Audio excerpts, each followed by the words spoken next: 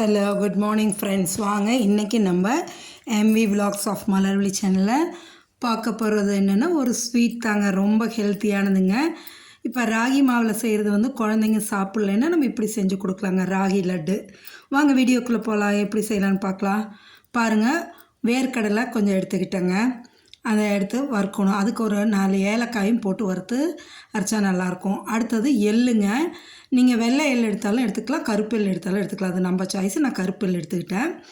இது வந்து 1 கப்பு நாட்டு சக்கரை எடுத்திருக்கேன். நீங்கள் வெள்ளை வேணாலும் எடுத்துக்கோங்க. முந்திரி பருப்பு, பாதாம் பருப்பு கொஞ்சம் பொடியாக நறுக்கி வச்சுருக்கேன். கேழ்வரகு மாவு வந்து 1 கிண்ணம் எடுத்திருக்கேங்க, சின்ன கிண்ணங்க. இந்த கேழ்வரகு மாவு கடையில் விற்கிறதும் வாங்கிக்கலாம், நம்ம வீட்டில் அரைச்சதும் எடுத்துக்கலாம்.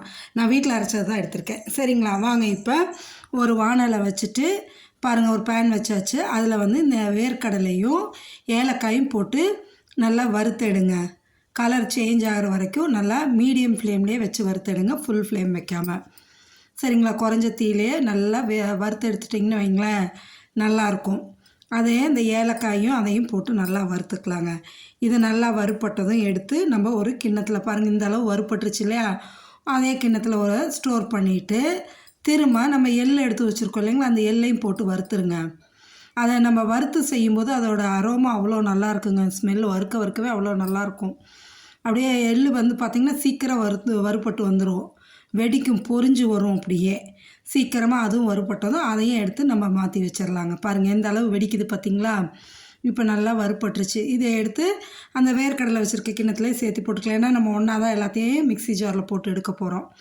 இப்போ ஒரு சின்ன பேஷனில் வந்து அந்த மாவை எடுத்து போட்டுக்கிட்டு இதுக்கு கொஞ்சோண்டு உப்பு போட்டுக்குங்க. மாவுக்கு மட்டும் உப்பு போட்டு நல்லா கலந்து விட்டுட்டு, இந்த மாவுக்கு வந்து எனக்கு 1.5 டம்ளர் தண்ணி ஆச்சுங்க. தண்ணி ஊற்றி நல்லா சப்பாத்தி மாவு மாரி பிசைஞ்சு எடுத்துருங்க.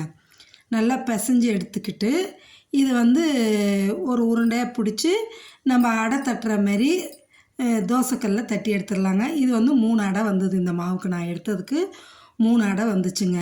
நீங்கள் அப்படியே நல்லா எடுத்து மாவை நல்லா உருட்டி தோசைக்கல்ல வச்சு தட்டிடலாங்க. எந்த அளவு உங்களால் மெலிசாக தட்ட முடியுமோ அந்த அளவுக்கு மெலிசாக தட்டிடுங்க.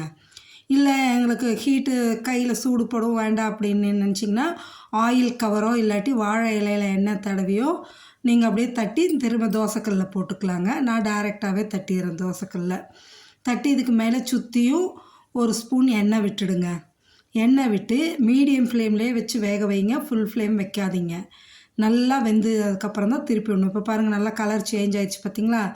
திருப்பி விட்டுட்டு திரும்ப ஒரு ஸ்பூன் எண்ணெய் ஊற்றிக்கிங்க.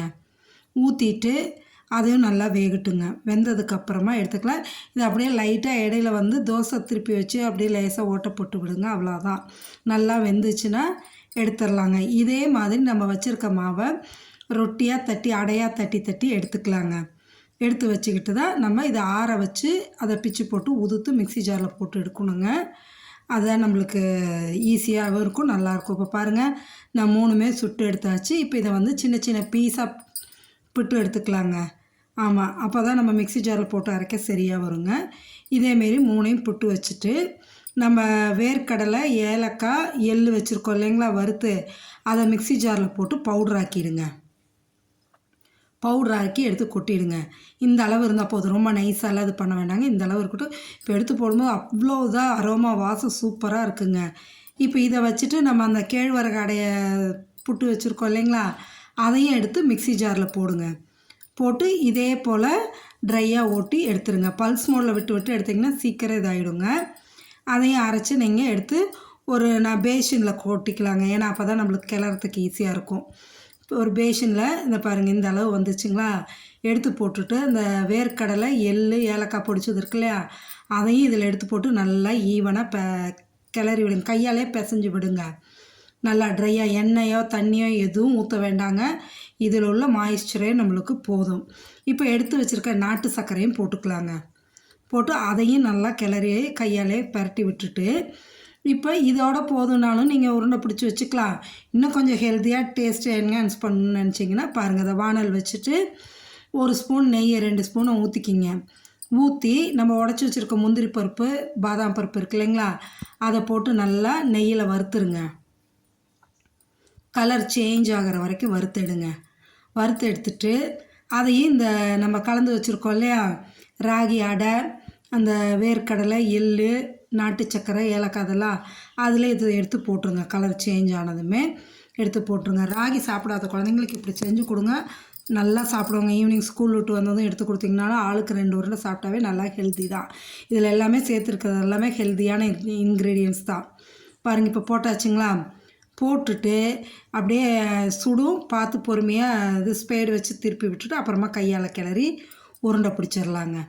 ஈவனாக கலந்து விட்டுட்டு நல்லா கெட்டியாக அமுத்தி உருண்டை பிடிங்க.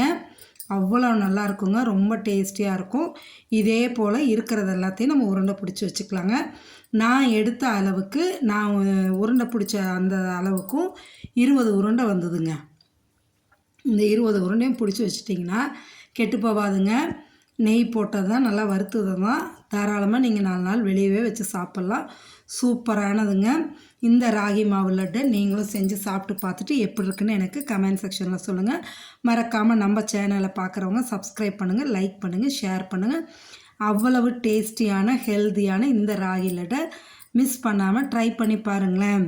நம்ம சேனலை மறக்காமல் லைக் பண்ணுங்கள், ஷேர் பண்ணுங்கள், சப்ஸ்கிரைப் பண்ணுங்கள். Thank you friends.